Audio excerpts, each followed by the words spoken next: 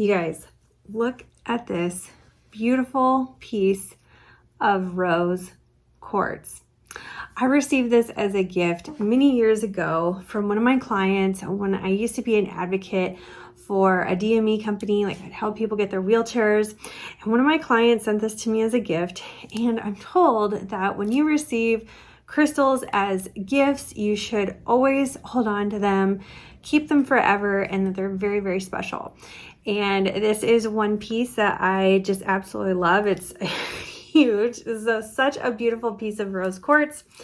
And I am going to show you how I made my rose quartz and rose gold swirl. I originally did this a few years back. Here's the design. I absolutely love this tumbler, and one of my sisters from my FSX group has asked that I do a tutorial on this. So here you go. I'm going to have all the products listed and linked in the description box, of course. And that's enough chit chat for me. Let's go ahead and get started.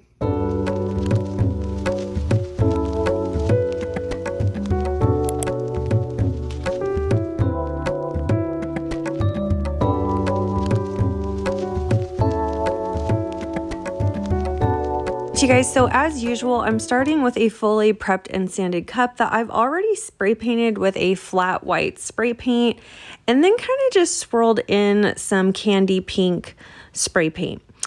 Kind of willy-nilly, not really in any sort of pattern. I just sort of put burst of the pink here and there. I meant to film that part, but I forgot, so please forgive me. I've got 5 milliliters of Alumilite's Amazing Quick Coat. This is their fast drying formula, and I'm spreading a very thin layer for what will be our glitter adhesion layer. So we're doing epoxy method glitter today. We want to make sure we get all the lines out of our coat there. We want everything nice and smooth. We also don't want anything too heavy or uneven. This is probably less than 2 milliliters in total on my cup. Now I'm ready to apply my glitter. I'm going to start with my chunkiest glitters first and then work my way up in cut sizes, layering as I go. This first color is Lassie. It's a beautiful pale pink kind of chunky mix. And I'm just sort of sprinkling haphazardly, nothing too heavy. We want to start with very light dustings. Next, I went in with Flynn, which is a chunky opal. Super beautiful. Just creating some depth and interest here.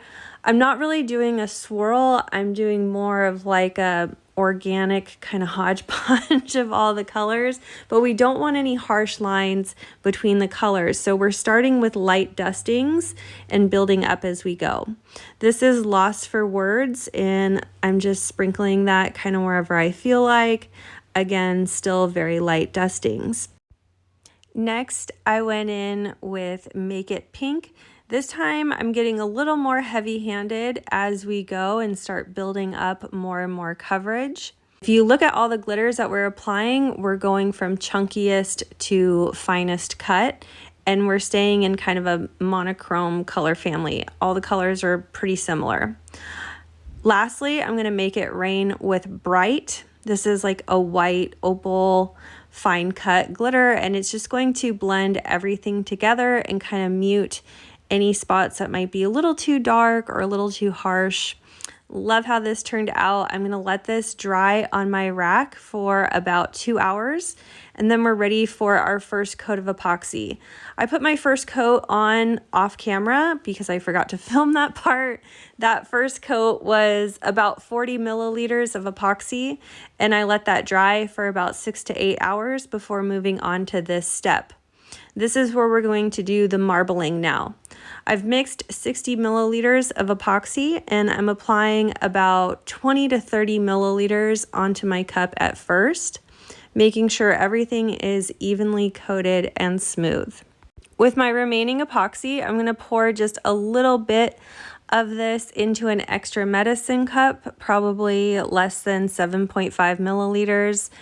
And I'm going to use Alumilite's white epoxy dye in the large portion of epoxy that we have left over. Just a few drops will be fine. We don't want this to be a translucent white. We want it to be pretty opaque. So I put in, I don't know, maybe like 5 or 6 drops. whatever amount that was, mixed it up really good. I'm using Gable. It's a rose gold pigment powder from Nicole Merritt Original. And we're just going to use a really small scoop of that in our small portion of epoxy that we have left over. Again, mixing it up really well. Next, I'm going to finger paint on that white epoxy with my glove here. Just sort of randomly, I don't know, smearing it on. In some passes, I am going to drizzle, and then in some passes, I am going to finger paint and feather it out. This will create a more organic look than if we were to just drizzle it on. That's not really the look that I'm going for. And I also am not really going for like a perfect swirl either. I kind of want it broken up a little bit, and in some ways having it go like the opposite direction than the swirl, I guess. I don't know. We're gonna fan this out later with our heat gun. So once you feel like you've got enough coverage on there, you're going to want to take your heat gun on a low heat setting, but a high air output setting. So have the air up, but the heat kind of low so you don't burn your epoxy. And with the turner off, we're just going to go into all of our white sections here and fan them out with our heat gun. I really love this heat gun because it has this like directed nozzle attachment to it, which makes doing these super easy and quick. And it's just gonna blow exactly whatever direction I want it to.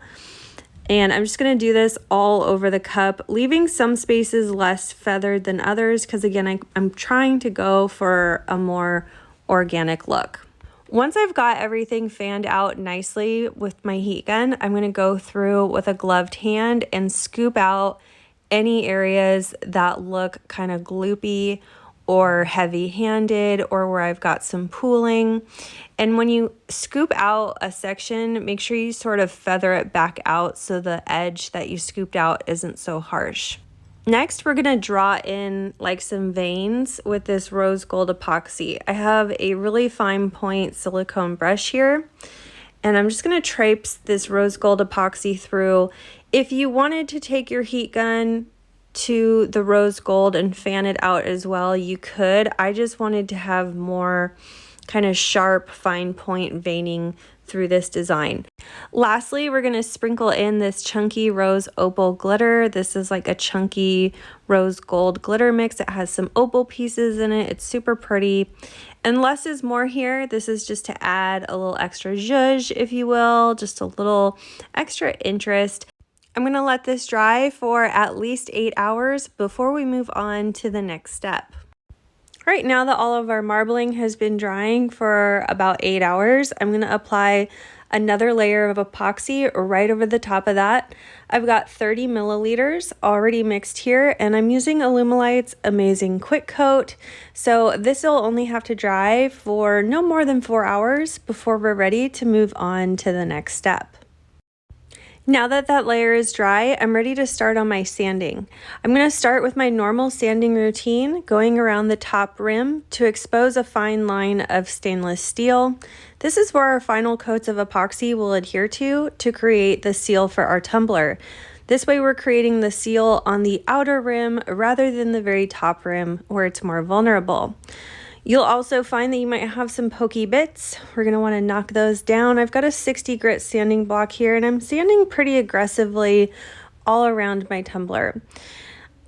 The reason we put another layer of epoxy right over the marbling before we moved on to sanding and decals is because usually when we're adding in colorants and marbling in that way, it's normal to be left with a really wavy finish. So that third layer of epoxy was kind of like a flood coat to smooth everything out. But don't worry if you still have some really sharp bits from all that chunky glitter that we had on there. So I'm just going to knock all those down. I'm going to sand around the bottom rim as well to get everything nice and smooth. Then I'm going to clean this up with some rubbing alcohol and a paper towel, and we're ready for decals. I'm going to be adding just a simple name for the decal today. If you want to know how I designed the name for this decal, let me know in the comments and I can make a little video on it next week. That way I'm not having to bore you guys with a miniature Cricut tutorial in the middle of a Tumbler tutorial. So let me know if you guys want to see that, and I'm happy to make that video for next Wednesday. So when we go to apply this, I want to apply it on a diagonal, and I'm going to be using the hinge method. Only I'm going to remove the backing paper before we even get onto the tumbler from about half of my decal here. I want to position the diagonal kind of along with the natural design of the tumbler. And then I'm going to press down half of that decal first, then remove the remaining backing paper. And to get around the curve of this 30-ounce traditional tumbler, I'm going to just snip a little slit into my transfer tape, and that's going to help me kind of conform this decal right along that curve there really nicely without any kind of wrinkles or drama. I'm using Cricut brand textured metallic vinyl today, and if you guys struggle with this vinyl as well, try cutting it on the light cardstock setting. This is a thicker vinyl, and that light cardstock setting is perfect to cut through, even on these really kind of fine scripty fonts. Now that I'm done with my decal work, I'm ready to move on to my final coats of epoxy. This tumbler took 2 final coats before it was totally smooth, and that was it. We were done. So this is actually a pretty simple design with a lot of beautiful impact. And while I know we didn't get a true rose quartz kind of look, I still love it, and it fits in the rose quartz kind of vibe. Let me know what you guys thought in the comments.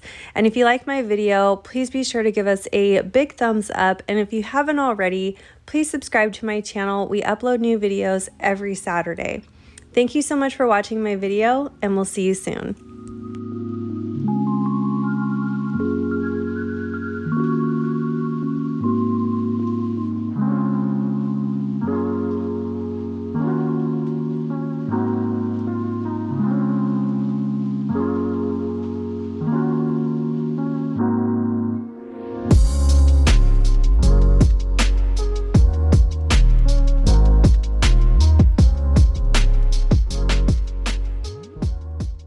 And a big thank you to all of our Flynn Sisters exclusive members. Thank you for your pledge. Your support means the world to our channel. If you love this video, you could check out our last video here. Also be sure to find us on Instagram, Facebook, Pinterest, and of course subscribe for all our new videos that come out every Wednesday and Saturday. Thanks so much for watching. See you soon.